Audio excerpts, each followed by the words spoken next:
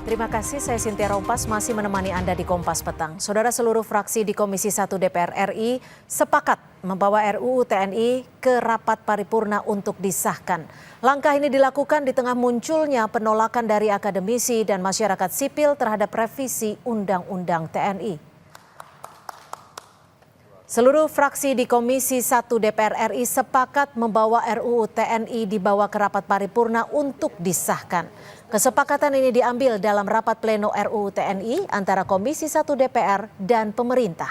Langkah ini dilakukan di tengah adanya penolakan dari publik terhadap revisi Undang-Undang TNI.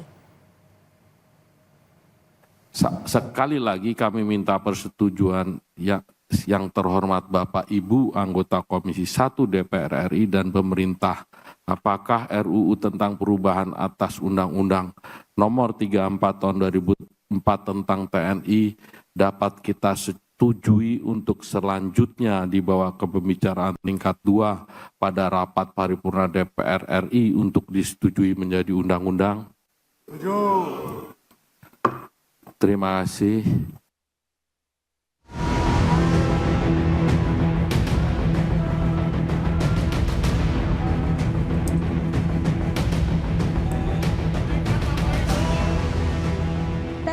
Dilatih, dididik, dan disiapkan untuk perang, bukan untuk fungsi non-pertahanan seperti duduk di jabatan sipil.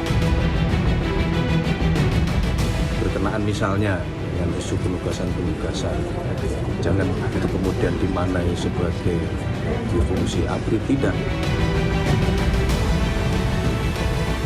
Di tengah penolakan masyarakat sipil dan akademisi terhadap revisi Undang-Undang TNI, Komisi 1 DPR RI bersama dengan pemerintah telah menyepakati revisi Undang-Undang TNI dibawa ke rapat paripurna DPR besok untuk disahkan.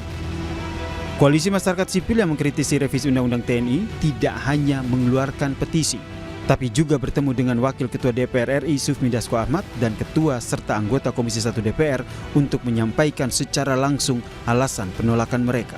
Direktur Amnesty International Indonesia, Usman Hamid menyebut, salah satu catatan yang disampaikan ke DPR ialah memastikan tugas dan fungsi TNI tetap berada di bidang pertahanan. Pasal 39 bahwa TNI dilarang berbisnis, dilarang berpolitik praktis. Juga pasal 47 tadi Pak Anton Soekartono menegaskan kembali harus mengundurkan diri atau pensiun dini untuk jabatan-jabatan sipil yang tidak dikecualikan di dalam undang-undang.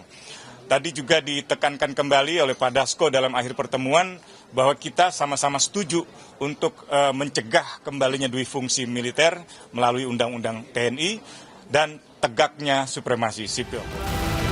Sementara itu, Wakil Ketua DPR Sufmi Dasko Ahmad menyatakan pertemuan ini bersifat membangun. Ia yakin DPR dan juga koalisi masyarakat sipil memiliki kesepahaman yang sama dalam fungsi dan tugas TNI. Masyarakat sipil, pertemuan tadi berjalan dengan hangat, lancar, diskusi dan dialog yang membangun dan ada kesepahaman dari kedua belah pihak. Insya Allah saya pikir ada titik temu. Kami memberikan penjelasan juga sekaligus juga mengakomodir karena dari kemarin sebenarnya ini diskusinya juga sudah intens. Demikian.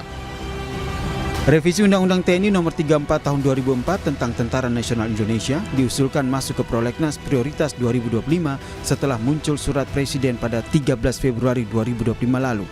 Selain mengatur soal penambahan usia dinas keprajuritan, RUU TNI juga mengatur perubahan jumlah jabatan sipil yang diemban prajurit aktif. Dan lewat pembahasan yang maraton sepanjang pekan ini, termasuk di salah satu hotel di Jakarta, DPR besok akan membawa revisi Undang-Undang TNI dalam rapat paripurna.